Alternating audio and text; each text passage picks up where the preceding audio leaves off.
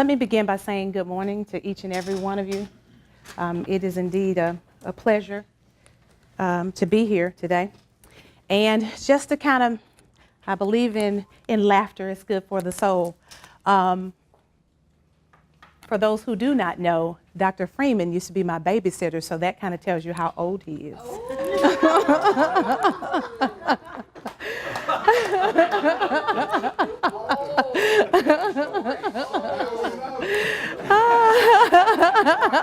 That explains so much. Don't worry about it. Go ahead and edit it out.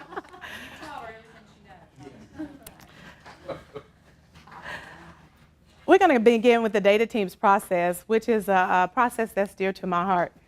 And the reason for that is when I first started this track with the school improvement specialist position, it was a little chaotic. Didn't know my way. First year race to the top, a lot of things going on. We were building the plane and flying it at the same time. And the data teams process gave me some stability. Every day I walked in, I knew where the school was with the process. And it is just not, and I have to reiterate this to you all, the instructional leaders of the building, as well as to the teachers, it's not a meeting only. It's not a meeting where we take CUA scores. It is a process that should be implemented each and every day because it goes hand in hand with your coaching cycle as well as with your school improvement plan, which drives your building, okay? Step one, collecting and charting the data. We know data is so important and we have to use it if we have it. There's various types of data. You know, we have cause and effect data and we need to look at it. So data is very, very important.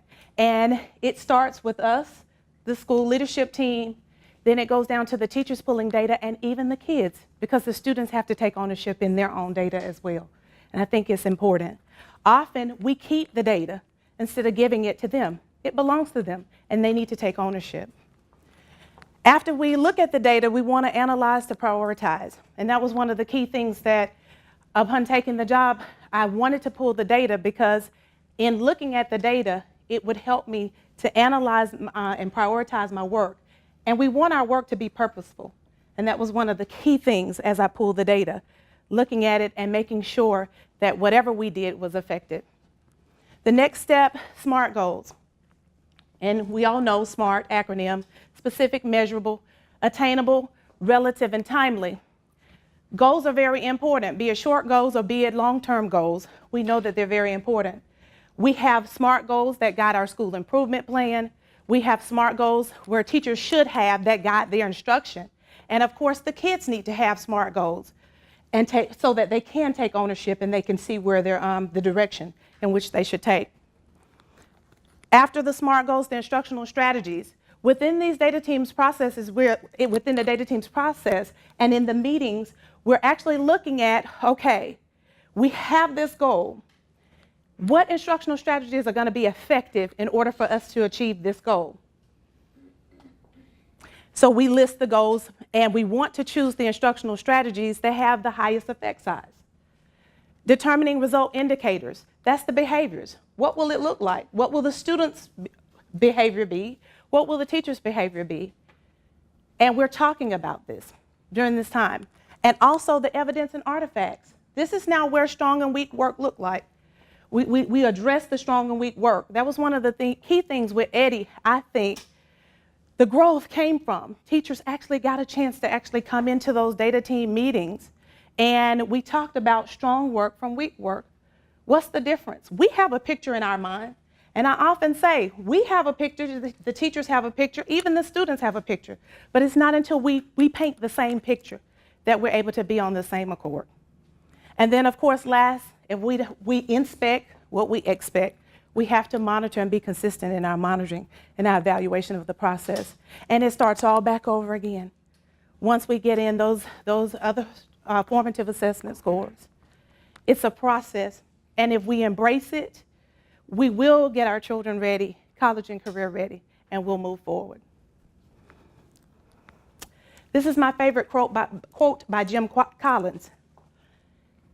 For those who embrace truth, we must, in order to make changes, we have to first embrace the brutal facts.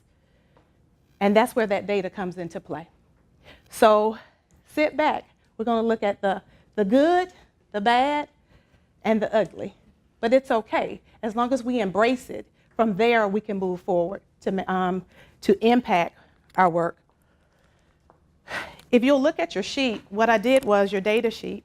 In pulling the data, I wanted to make sure, we were targeting the key things of the district that we needed to target. Because it's one thing to have data, but it's another thing to look at data that's irrelevant. So I wanted to make sure I was pulling the right data. Of course, I pulled your CCRPI scores as well as some other data. And here are my findings. Middle school, the data revealed the percent of students that met or exceeded standards on the CRCT. If you notice in 2012, on the reading portion of the CRCT, we were at 91.6. 2013, we did have growth, 93.67. And then in 2014, 94% of our students met or exceeded standards in reading. However, if you'll look at the ELA section, in 2012, we were at 90% of our students met and exceeded. 2013, we had 90, but there was a decrease in 2014, which was 89%. Here's a red flag. We're increasing in reading. However, in ELA and the ELA skills, there's a decrease. When we look at the data in reference to the students that exceeded standards on the CRCT, in reading in 2012, we only had 28% of our students to exceed standards in reading. In 2013, it was 34, and 2014, 38. Now, we did have gain from 2012 to 2014 in reading. However, the percentage that exceeded standards, and we have to understand that the CRCT, the minimum, it's a minimum proficiency exam. So an 800 is 50%. In ELA, in 2012, we only had 30% of our children in this district to exceed standards. 2013, 30%, and 14, 30. So for ELA, the percent or the student data revealed that it was static for ELA in the exceed category. There is definitely a problem here. So that was another red flag that I had to throw. When looking at the Lexiles in 2012, only 65.3% of our 8th graders had a Lexile greater than or equal to 1050. In 2013, we dropped to 64% of our 8th graders in MCSD had a Lexile greater than or equal to 1050. So we see here with the Lexiles being so low, we have a problem there. And 9 times out of 10, it's going to be linked to that ELA decrease, and it's going to be vocabulary.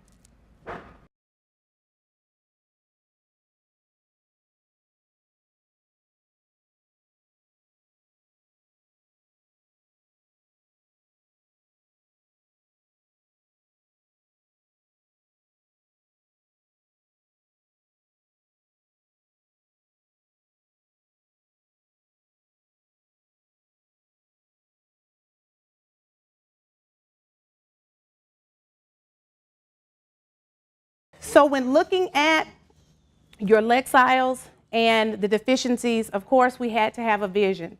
That's the analyze to prioritize. What would our targets be? So when looking at literacy, 3 targets.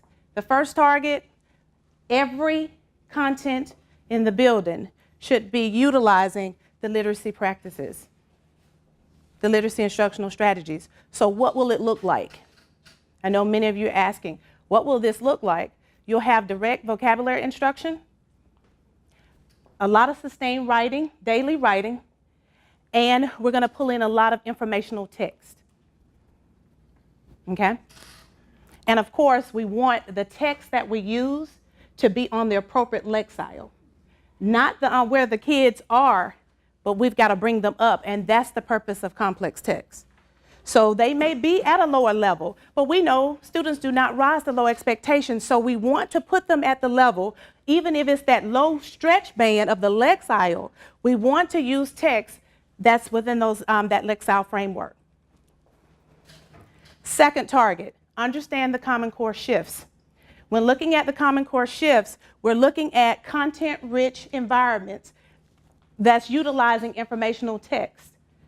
And within that, we have teachers that require the students to speak, to read, and to write with evidence, where they have extracted that evidence from the text to support their arguments, to support their positions.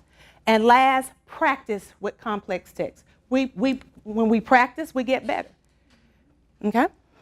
Third, once we practice and model, that takes us to target 3. Then they're able to actually do it individually, where they read, comprehend, and then from there they're able to write from what they have comprehended. So now, why a vocabulary instruction? Vocabulary instruction is at the bottom. It's at the bottom. It's the foundation. And we know that a house that is built upon a weak foundation will not stand. The more and more weight you put on it, it's going to crack. And that's what we see with the Lexiles. That's what's happening. Lexiles, according to Doug Fisher, Lexiles is vocabulary. And we have to build their vocabulary. So how are we going to do it? Through vocabulary instruction. So let's look at the why behind the vocabulary instruction before we move on. Kids that are coming from a print-rich environment, they bring to the table, background knowledge-wise, 20,000 to 25,000 words. But kids that are coming from a background where it's limited, there's no text in the house, people are not talking with them and conversating with them, they only bring 5,000. Well, in 1 year, we see in the early years, 3,000 words should be acquired, or they should have it. Then from there, it moves up to 4,000 to 5,000 as they matriculate. Well, when looking at direct instruction, we can only teach them 400 to 500 words in direct instruction, which leaves 4,500. So what are they going to do? They're going to have to read outside of the classrooms. But if they hate to read, their reading levels are low, we're not going to see the 4,500 words that they need in addition to be obtained. So how do we handle that? We see vocabulary is the single greatest contributor to reading comprehension, which we know is a primary factor to achievement, according to Doug Fisher and Marzano and Isabella Beck. So why do we need vocabulary instruction? When looking at vocabulary, we see that for a child to just comprehend main idea, which is low level, in Bloom's taxonomy, it's level 1 and 2, the child needs to know 90 to 95% of the words in the text. So vocabulary is key. Vocabulary helps to build background knowledge. And as we know, some of our kids are coming to us and they're limited in their background knowledge. Here's the impact of direct vocabulary instruction if done with fidelity. That's the key word. Compliance is one thing, and you can take a great strategy, but if you take a great strategy and give it to a person that's not going to implement it fully, you're not going to get the effect size. Okay? So keep that in mind. But Stahl and Fairbanks, that was the initial study that was done. From this study, other studies came about, and a meta-analysis was done. But when looking at all of the studies yielded similar effect sizes in reference to direct vocabulary instruction. If a child or students were not provided vocabulary instruction at all, we see they fall in the 50% range. Direct vocabulary instruction, that's just simply where we're integrating the vocabulary, writing from the dictionaries, and just talking briefly about it. The effect size was 0.32. But for vocabulary instruction, where words were used related to the content, and we talked about it and we allowed the kids to express themselves and make connections, the effect size was 0.97. Now, we know 0.5 is 1 year of growth according to John Hattie when looking at the effect size. 0.5. Here, we had an effect size of 0.97. So this is why vocabulary instruction is so important. 6 steps to building Marzano's, 6 steps for building vocabulary, and it comes from Marzano, and that's what your teachers are actually implementing within their IoT classes. This is why it is so important in IoT that your teachers follow the process. It's not about looking up the words, it's about the process that they're taking the kids through, because that's going to be the same process that the students will use when they're not in the presence of their instructors, okay? First step, to provide an explanation of the definitions. Well, an explanation is just not giving them the definition. It's allowing them, you may present pictures, you may present videos, images, and then from there you allow the kids to kind of formulate in their mind what the definition might be. They're making connections now to their background knowledge. And we know, and I often say it's like that Velcro. Kids come to us with Velcro, and it's our job to launch out things, and it attaches to their Velcro. This is what the direct vocabulary instruction does, okay? Step 2, they formulate their own definition. They're really digesting it, and then they're putting it in their own words. Step 3, they're going to represent the definition through linguistic and non-linguistic representation. So they're interacting, we're exposing them more and more to the words, different activities, which then leads us to step 5, they're talking about it. How that word is used in text, how those words may be used not only in this content area, but in that content area. They're making the connections. And then, of course, we're playing games. Everybody likes games. That's the engagement component and piece of it. Vocabulary tiers.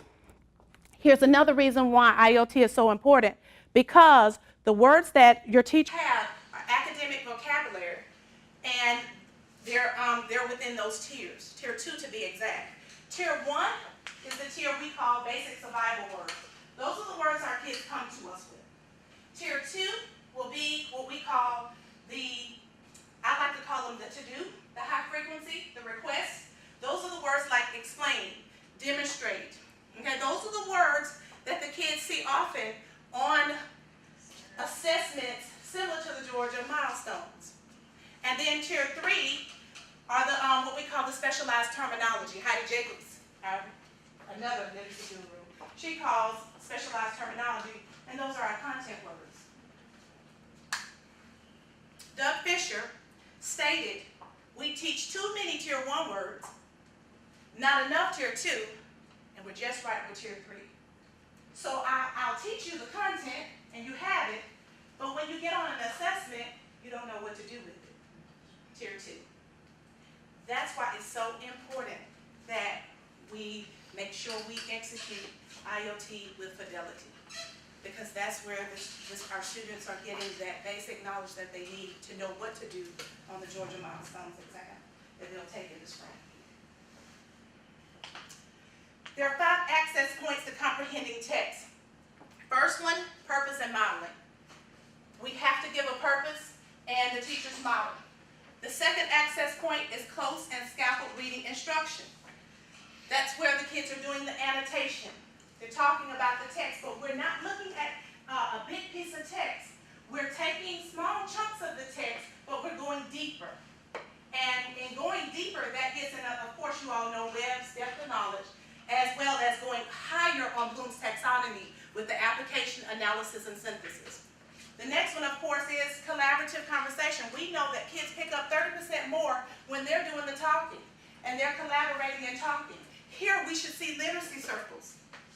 Reciprocal teaching, which yields a very high effect size, 0.7 if I'm correct. Independent reading. That's where now they're going to be alone, but they know what to do. They know where to focus. The vocabulary, going deeper into the text and looking at those text-dependent questions. And then we have now, I've read it, I understand it, now I've got to demonstrate. That's where the sustained piece of writing will come from. So we have multiplicity of text, which guides us into the sustained writing. So how do we address our targets? We're going to use 2 vehicles to address our targets. IoT, which I just spoke about, and CISM.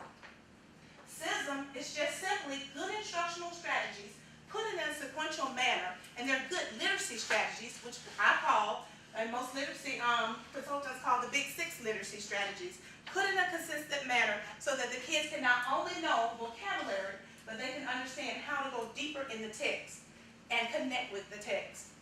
So here are some of the benefits The peer collaboration, of course, is always great. Thinking about their thinking, the metacognition. Note-taking, they're going to learn how to note-take. In CISM, we call it text coding, where they're going in and they're categorizing. They're making with a predictive question. They're predicting. These are all Big 6 literacy strategies. Multiple student products. Here we get into the engagement piece now. After I understand the text, now it's time for me to demonstrate my understanding, and I can do it through multiple means of representation, multiple means of action and expression, and then of course that's going to lead me into the multiple means of engagement, where then I begin to self-reflect, I begin to self-evaluate, and ultimately that's what we want to do. It's called universal design for learning. Okay? Demonstration of our understanding, student engagement, and then of course, Mr. Richburg, increase in exiles. We should see those exiles increase. Okay? So what's in it for you? Everybody needs incentives. What's in it for you guys, for your teachers? Increase in academic growth. We're going to see the increase in the academic growth, student achievement. And when student achievement grows, those CCRPI scores grow. From there, deep connection with the text. We have a lot of students, according to international, in some of the magazines with business, we found out that many of our kids cannot take jobs because they lack the skills needed to read informational text. So in a literacy-rich environment that is Common Core, we should see more vocabulary, but we should see those instructional manuals and things like that they will be exposed to once they get out of the four corners we know as our school buildings. Okay? Increase in exiles, and then of course, CISM addresses the T's. When you walk in a room, you will see the planning, you'll see the strategies, the differentiation, the various types of assessments, but most of all, and I don't know about you guys, but I know Dr. Freeman fussed about it, the academically challenging environment. It's going to produce that for you. He stayed on that, us about that, seeing that. So, everybody needs a plan. So here's our action plan. Because prior planning prevents poor performance. We rolled out the professional learning session on Marzano. We spent time, our district coaches actually constructed the lessons. So that rollout is now completed. Implement direct instruction during increased learning time. You all are doing that now. Hopefully, you're monitoring it, and we're doing it with fidelity because we want that, that effect size. Attend CISM trainings. Your teachers, if they have not attended, they should be attending. I think our last CISM training should end in October. October is the makeup day. And we will be providing you tips and tools and techniques on how we can enhance your instructional planning. Let me stop here and say, it's all in the planning. We've got to plan to be successful. This is not something where you can pull from the internet. You have to sit down, you have to look at text, and you have to know which parts you're going to teach and go deeper into. It's not about teaching the entire text. It's about little, in this situation, is the best. In reference to pieces of text to where you can go deeper and look at the, and talk about the thinking. And the kids are doing the discussion. And then of course, after the rollout in October, teachers will be asked the second quarter, beginning the second quarter, to produce one CISM lesson a quarter for each content area except for math. At the end, we will compile those lessons to put them in a bank so that the next year teachers will have a plethora of CISM lessons that they can refer to and pull out when needed. Evidence of effectiveness. Coming from a race to the top schools. If you do not have evidence and artifacts, we know your work doesn't exist. And we were always told, Mr. White, quantify and codify. Okay? Well, I asked her to define codify, she couldn't define it. That's right. It's coding. Actually, coding is putting kids in different coding. CISM plans, that's going to be one way for your evidence of effectiveness. Pull some of the plans, look at it. Analysis of student work, that's going to be key. Those are the discussions that should be occurring in your data teams, not just CUA talk. And CUAs are great, don't get me wrong, but it is about the work that the teachers are doing. That's the discussion in those PLCs that those teachers should be having. What is strong work? What does it look like? It's like Baskin Robbins, ice cream, but 37 different flavors. You've got to go in and paint the picture. What's weak work? What characteristics make up weak work? And how do we move those kids who have weak work from weak to middle of the road to strong? If we're not having those conversations, we need to begin to have those conversations, because that's what's going to move our schools, and it's going to help to build strong educators. It's our craft, it's what we do, and we want to get better at it. It's for the children. Classroom observations as you go in, just kind of looking to see what's the Lexile levels. There are 3 measures that you can look at when you're trying to determine complex text. A lot of times we only look at the quantitative measure, which of course is the density. And Dr. Lewis, I like to say it, almost. He said the grade level times 100 plus 3. That deals with the density. That's the quantitative form. But what about the qualitative form? The qualitative form deals with the structure of the text, how it's organized, purpose and meaning. It deals with background and goes deeper even into the dialect, okay? And then the last measure is matching text to reader and reader to the task. That's that sustained writing, okay? Collected data, the common unit assessments. But we know our common unit assessments still level 1 and 2 of Bloom's taxonomy. The Georgia milestones will be that level 3, 4, and 5. And we have to move beyond that. That was one of the things I expressed with the teachers in dialoguing with them. It's not about the CUA. But if we teach, and we teach effective strategies in reference to complex text, we won't have problems on the Georgia milestones, and that CUA will be a breeze, because all it is specialized. I mean, it is in looking at data and looking at assessments. Of course, it's selected response, okay? And then last, standardized test scores. Our scores will go up. But you know, it's not about the scores. Well, in some cases, it's small. For me, it's about preparing students to be and do whatever they want to do. And they're depending on us. For some of them, we're all that they have. And we have to do the best that we can do and go sometimes 110% beyond. Dr. James used to always say, where we were, we had to not only do it 100%, but we had to do it 150%, because some kids need more. And they don't start off at the same point. And we know this. But that's what we're here for. We're the great equalizers, as I would like to say. I like the standardized test score. It's not just the milestones, even though that's what we're graded on. But it's about the ACT, it's about the SAT. Those are the ones that get those folks into colleges and universities. Nationally, AP, that's what it's all about, folks. So it's getting kids ready to take those assessments. And if they can get ready to take those assessments, then the milestones are going to be a breeze. Yep. And the bottom line is, those are evidence-based assessments that actually tell the preparedness and a predictor of future success for a student. So when we talk about assessments and there's too many, sure there are. Is there a right number? I don't know. I mean, you know, to me, the best assessment is a formative, because that gauges my teaching. However, the summative is the one that is our own report card. You know, the hardest test any of us will take is a self-assessment.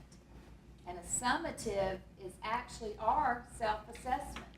What level of preparedness have we given to that particular student? Because their future level of success is directly correlated with that score. And so people can say, yay or nay on tests and the frustrations, and they're all true. But the bottom line is that is our assessment as a district, as a school, as a teacher. If only 60% of my class have exceeded on an EOC, whose grade is that actually? And if that really belongs to the teacher? And then who's their instructional leader?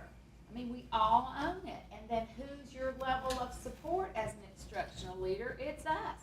So it's all of us in here assuring that every single solitary 33,000 of our children are prepared for their future. And that's a big burden, but it's also such a privilege to know that you're helping children Yes. and for the rest of their life, and that you can be a blessing to them. And that's where you take a deep breath and say, okay, I'm looking at a plan. Where's my vision? Where is it that I want these children to be? And what action steps do I have to take to get them there? Soraya, before you move on, Yes. go back a couple slides if you will. Okay. One more. Please reconnect for the principals how this models CISM, please. Purpose and modeling. At the beginning of CISM, you'll have a predictive question and then an essential question. And the teacher will actually model reading for them. That's the fluency piece, as well as how to actually look at key things. She's in the CISM lesson, the vocabulary is also pinpointed, and you talk about it. The kids are doing the discussions.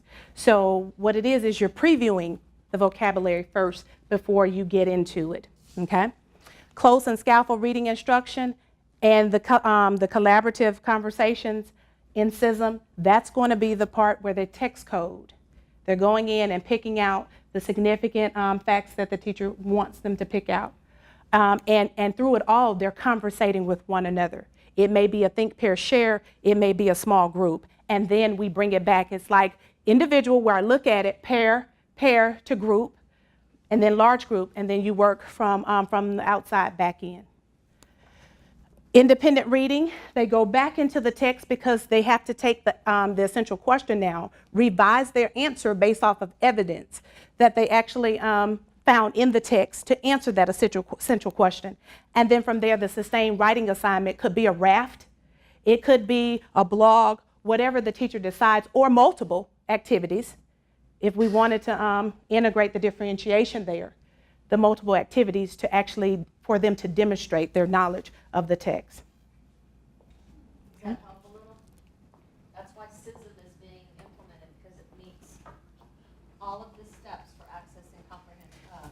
The categorizing, the recognizing, the inferring, the paraphrasing, the summarizing. Yes. All of it. And the key part about this is it's structured. It's a structured Step. process. 5 steps. 1, 2, 3, 4, it's structured. So if they're not doing the structure, then it's not being done. You can't improvise it. You have to structurally do it 1, 2, 3, 4. And that's not any different than Marzano's 6 Right. steps either. Right. When they're teaching that direct vocabulary. It has instruction, to they be need to in that going through process. all 6 steps, not skipping Not things skipping here and there. anything. Because you want mastery learning of those vocabulary terms, so then when they're taught, they can be applied. I always end, it takes all of us, one team, working together, one dream, which is academic success for all kids, helping all kids to succeed. So with that, I leave you with the statement, I leave everyone else, good, better, best. We're not going to let it rest until our good gets better and our better becomes best. You all have a blessed day.